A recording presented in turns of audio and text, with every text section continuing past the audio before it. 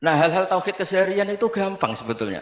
Wal ghafil yaqulu madza af'al. Tapi orang yang lupa Allah dia setiap hari bilang, besok apa? Kita bisa melakukan apa? Seakan-akan dia itu aktor, dia penting, dia subjek permanen, dia. Padahal kita ini hanya objek kehendak Allah Subhanahu wa taala. Karena kita yakin sesuatu yang terjadi di alam raya ini kita tidak bisa apa-apa. Assalamualaikum warahmatullahi wabarakatuh. Bismillahirrahmanirrahim. Rabbi shrah li sadri wa yassir li amri wa hlul 'uqdatam min lisani yafqahu qawli. Allahumma shalli wa sallim wa barik ala sayyidina Maulana Muhammadin wa ala alihi wa sahbihi ajmain. Amma ba'du.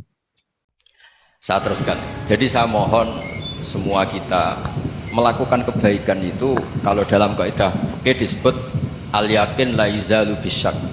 Banyak kebaikan yang kebenarannya itu 100%. Tidak punya efek samping ke pihak lain, ke kelompok lain, ke komunitas lain. Itu tadi misalnya Anda makan dan itu murah sekali, hanya butuh satu piring. Setiap punyaan kamu muji Allah, setiap minum kamu muji Allah. Itu redaksinya Rasulullah SAW disebut Allah sangat ridho ketika seorang hamba makan, kemudian dia memuji Allah, atau minum kemudian dia memuji Allah. Logikanya gampang, negara seperti ini yang kamu harapkan bentuknya kayak apa, mertua, ipar, komunitas, tetangga, itu nyata terjadi itu kan belum pasti. Sementara yang mesti terjadi adalah kamu butuh makan, kalau tidak mati. Butuh minum, kalau tidak mati. Butuh bumi yang nyaman ditempati, kalau tidak kita juga mati. Sebab itu Allah kalau menyebut nikmatnya itu hal-hal yang keseharian. Alladzi at'amahum min ju'. Allah itu siapa? Allah itu yang menciptakan kamu bisa makan. Tidak berlebihan, Allah itu yang menciptakan kondisi sosial itu ideal. Zaman Nabi itu ya ada orang munafik. Orang-orang pilihan Allah itu juga diuji orang sekelilingnya yang macam-macam. Semua diuji sesuai konteks zaman dan waktu. Nah, tapi ada ibadah-ibadah yang selalu disarankan Nabi. Sampai Nabi itu pernah ditanya, ayul islami khairun ya Rasulullah, Islam terbaik itu gimana? Jawaban Nabi itu unik. It'amut to'am, Islam terbaik itu ya makan-makan, santai-santai. Ketika Allah menyebut beberapa kebaikan, falak tahamal aqobah, wa ma adrokan apa? Mal aqobah. Terusannya apa? Fakku rokobah. Terusannya apa? Au it'amun fiyaumin di masubah. Ya, atau acara makan-makan itu juga Islam. Kenapa? Ya bayangkan kalau tidak ada makanan, kita mati kan? Kondisi sosial tidak ideal itu Anda masih gak apa-apa, tapi kalau Anda tidak makan, Anda tidak minum, kamu punya istri cerewet masih bisa hidup, punya mertua cerewet masih bisa hidup, tapi kalau tidak makan bisa mati. Berarti penting mana istri sama makan? Penting mana? Makan. Semoga istri Anda dengar, nanti kamu disuruh makan tapi pulang deh. Itu kalau dibahasakan makan masih memahami, penting mana nasi satu piring dengan istri. Nggak ada nasi mati, nggak ada istri belum mati, penting mana? Gak berani jawab kan? Nah, ternyata Anda ada garang kan di depan istri. Jadi saya mohonlah, mungkin Mas Sufyan Sauri tadi yang bisa bantulah teman-teman tuh ngaji yang keseharian saja. Karena kita nyari ridha Allah itu berdasar firman Allah, dan firman Allah itu menyebut keseharian tuh riang gampang. Yaitu tadi misalnya wa min ayatihi manamukum bil laili wan nahar. Termasuk ayat-ayat Allah itu kamu tidur. Maka dulu itu ada guyonan, ada tokoh Mu'tazilah, kelompok dalam Islam yang berpikir manusia itu bisa menentukan ikhtiarnya sendiri. Karena saya bisa duduk, ingin berdiri, berdiri. Karena kelompok ini nggak terima kalau semua kehendak Allah, nanti bagaimana kalau semua kehendak Allah kok ada hisab ya, ada sanksi. Lucunya itu dia akhirnya, ini cerita ya, mencintai seorang perempuan, cantik sekali. Dan itu dia menjadi ahli sunnah itu oleh hal-hal yang sepele. Karena istrinya cantik, ya namanya suami istri hubungan intim. Terus ditanya, Mas, masih ingin lagi? Masih. Silahkan diulang lagi. Wah ya tidak bisa. Katanya manusia bisa menentukan yang diinginkan. Itu tobat itu. Itu nggak bisa ditobatkan Mas Sufyan Ats-Tsauri. Orang cantik yang mudah nobatkan orang itu orang cantik. Segampang itu. Akhirnya kita tahu, makanya kalau dalam kitab Hikam itu disebut al-aqil mayakul madza yaf'alu wa hubi wal ghafil mayakul madza af'al. Orang yang punya akal karena sadar ini wilayah Allah, semua milik Tuhan. Itu dia tiap hari berpikir, besok Allah akan melakukan apa terhadap dunia ini. Kamu merencanakan suatu mau plesir, ternyata gempa. Mau wisata ke Rusia, ternyata perang. Kamu tidak pernah tahu apa yang akan terjadi besok. Wa ma tadri nafsum madza taksibu ghadan. Tapi anda semua kita ini sering punya jadwal permanen. Makanya saya kalau diundang siapa saja, sanad takdir. Yang jelas Gus ini acara penting. Ya masih acara penting nak pangeran ngersakno apa piye? Kok ape dadi pangeran? Kamu kok mau jadi Tuhan? Itu kadang ya kiai. Penting Gus acara ini jenengan harus memastikan bisa. Loh kamu itu yang ngajarin tauhid, sesuatu itu biadillah kok bilang-bilang apa pasti. Kalau maksa terus tak tobatkan loh kamu kata saya itu. Ya kalau gitu Gus bilang insya Allah. Wah itu hati saya, fisik saya, roh saya sudah bilang insya Allah. Tidak usah kamu latih kata saya. Nah hal-hal tauhid keseharian itu gampang sebetulnya. Wal ghafil yaqulu madza af'al. Tapi orang yang lupa Allah dia setiap hari bilang besok apa? Kita bisa melakukan apa? Seakan-akan dia itu aktor, dia penting, dia subjek permanen, dia. Padahal kita ini hanya objek kehendak Allah Subhanahu wa taala. Karena kita yakin sesuatu yang terjadi di alam raya ini kita tidak bisa apa-apa. Makanya saya sering ngaji, sering bilang saya. Ketika Anda mensifati Allah, dia yang menghidupkan. Sudah itu tanamkan, sehingga ketika kita mati, santai saja. Kenapa santai? Allah punya cara menghidupkan kita. Zaman kita hidup juga gak tahu caranya ngelola jantung, ngelola paru-paru.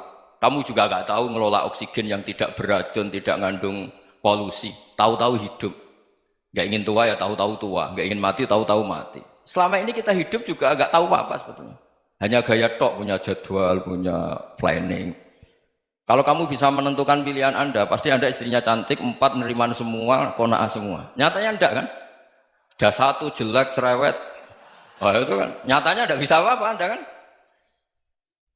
Dan kamu bawa mati lagi. Itu kan, istri Anda juga gitu, punya keinginan, punya suami yang ganteng, yang jabat, yang neriman, yang enggak poligami. Ya enggak kesampaian juga. Kalau kita ngitung tingkat kegagalan kita itu gagal terus. Ya kan? Nah, terus ingat Allah, madza yaf'alu wa bi.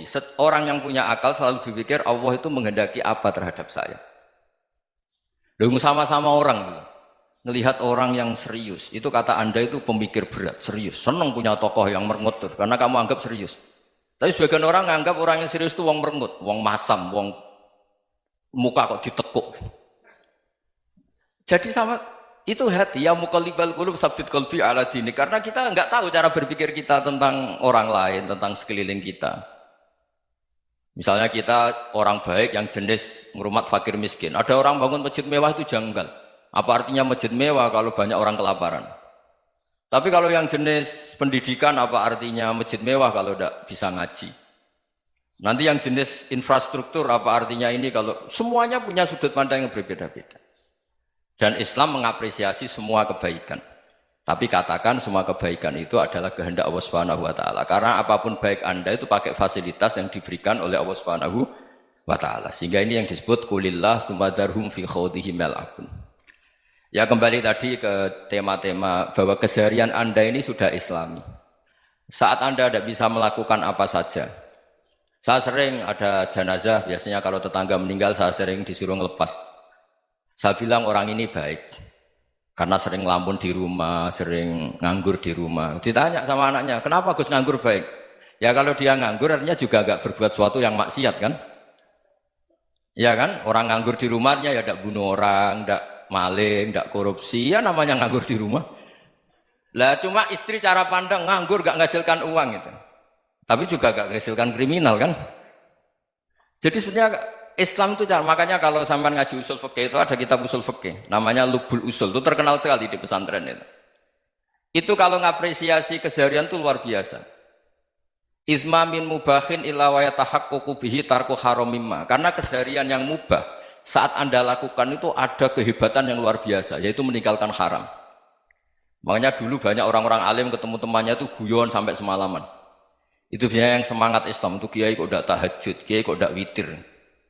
Orang yang sedang mapan uangnya banyak, malam itu tidak kelayaban itu sudah luar biasa. Melawan nafsu supaya tidak maksiat itu sudah luar Biasa supaya lupa guyon sama temannya semalaman sampai subuh. Gejlok-gejlokan ngenang zaman miskin, zaman kuliah nggak jelas, zaman apa. Melihatnya jangan takut tahajud. Seperti ini meninggalkan tahajud, tapi meninggalnya ini talkul muharramat. Jadi kayak apa hebatnya? Sehingga Imam Ghazali punya riwayat yang agak unik. Hatta takuna ibadatu akhiri hadil ummah iku an-naum. Sehingga suatu saat ibadah terbaik umat ini itu tidur. Itu kan riwayat kontroversi. Ketika Imam Ghazali saja, kenapa iya? Kenapa kamu mulai keluar dari rumah itu sudah banyak maksiat, melihat perempuan yang enggak mahram, melihat fenomena. Tapi kalau kamu tidur itu enggak melihat apa-apa. Tapi juga kamu jangan menganggap tidur itu ibadah betul. Saatnya melakukan fardu ain malah masih tidur. Tapi itu sudut pandang yang menjadikan kita Islam itu gampang. Jadi saat Anda tidak bisa aktivitas apa-apa, misalnya ada beberapa orang yang lumpuh. Lumpuh itu memang nggak bisa Jumatan, nggak bisa ibadah, tapi dia juga nggak bisa maksiat. Tidur itu memang Anda saat itu tidak bisa tahajud, tidak bisa witir, tapi saat itu ada zina, ada maling, tidak gosipkan orang, tidak bully orang, tidak menanamkan kebencian, tidak hasud. Sehingga tidur menurut Allah Ta'ala wa min ayatihi manamukum billaili apa? Wanahar. Karena di tidur itu selain ada unsur istirahat, jaga kestamina, juga ada unsur meninggalkan beberapa keburukan. Nah saya mohon ibadah yang keseharian ini kita jaga. Supaya kita semua baca ayat itu fasih. Fasih itu tertanam di hati. Allah itu siapa? Alladzi at'amahum min ju'i wa amanahum min khauf. Dan Allah kalau cerita di Quran itu anna sababnal ma'a sabba thumma syaqqaqnal ardha wa syaqqa fa ambatna fiha habba wa inaba wa qadba wa zaituna wa nakhla wa hada'iqa hulba. Kamu tahu saya ini siapa kata Allah? Saya ini adalah Tuhan yang menurunkan air, kemudian ada tanaman banyak. Habba wa inaba wa qadba, ada zaitun, ada tin, kalau orang Jawa mungkin ada tela, ada padi, ada mangga, ada pisang. Sudah. Wa inaba wa zaituna wa nakhla wa hada'iqa hulba. Ada perkebunan yang lebat. Tujuannya apa? Mata Allahkum, silahkan kamu pakai, kamu nikmati. Tapi karena kadang kita ini punya ide-ide besar. Tadi untuk syukur saja nunggu punya istri riman, rumah baik, tetangga baik, komunitas baik, semuanya baik baru syukur. Lama-lama nanti ada di surga, syukurnya nunggu surga paling kelas A. Itu sudah ada yang menghuni Rasulullah, kamu nggak boleh di situ. Masa untuk syukur saja? Repotnya Masya Allah. Jadi mohonlah Quran yang kalau Anda hafalkan juz sama itu kan ada ayat-ayat yang kayak tadi. Ya, fal yang dzuril insanu ila ta'ami. Coba lihat apa yang kamu makan ya? Dari mana? Dan untuk mempertahankan hidup kamu keseharian. Jadi jangan kira ibadah itu harus membentuk komunitas yang versi Anda. Ibadah itu harus hal yang mulu-mulu. Kesehariannya Anda alami. Loh ini saya tidak bikin-bikin. Saya ngaji bukan karena berdasar pesanan. Itu ayat yang saya baca kan betul ada ayatnya kan. Fal yang dzuril insanu ila ta'ami. Anna sababnal ma'a sabba thumma syaqqaqnal arda syaqqa fa ambasna fiha habba wa inaba wa qadba wa zaituna wa nakhla wa hada'iqa ghulba. Terusannya apa? Mata'al lakum, silakan kamu nikmati. Mata itu silakan kamu nikmati. Ya kayak sampean dikasih hidangan ya makan. Ya sudah makan, habis makan ya minum, habis itu ngantuk ya tidur. Ya sudah normal-normal saja. Kayak apa indahnya Islam? Tapi Anda mencari Islam yang gimana lagi? Nah itu yang diajarkan guru-guru kita, diajarkan sanad kita sampai Wali Songo, sampai Rasulullah SAW. Bahwa pada akhirnya ada jihad, ada perang. Itu dulu memang perang, bukan membunuh, beda. Dulu kita dijajah Belanda ya perang, dan itu normal karena kita dijajah. Jadi ketika orang lain ingin baik sama kita, wa in ahadum minal musyrikin astajaruka ya fa'jirhu hatta yasma'a kalam Allah. Kalau mereka ingin baik ya kita baik. Makanya ada istilah musta'man, mu'ahad. Kalau mereka ingin damai, berdampingan dengan kemajmukan ya itu yang lebih baik. Karena memang Islam menghormati proses perdamaian. Wa in janahu nawa lisalmi ya fajnah lah. Kalau ingin damai ya kita harus damai. Monggo berdoa bareng-bareng. Al-Fatihah. Bismillahirrahmanirrahim. Ar-Rahmanir-Rahim. Maliki yaumiddin.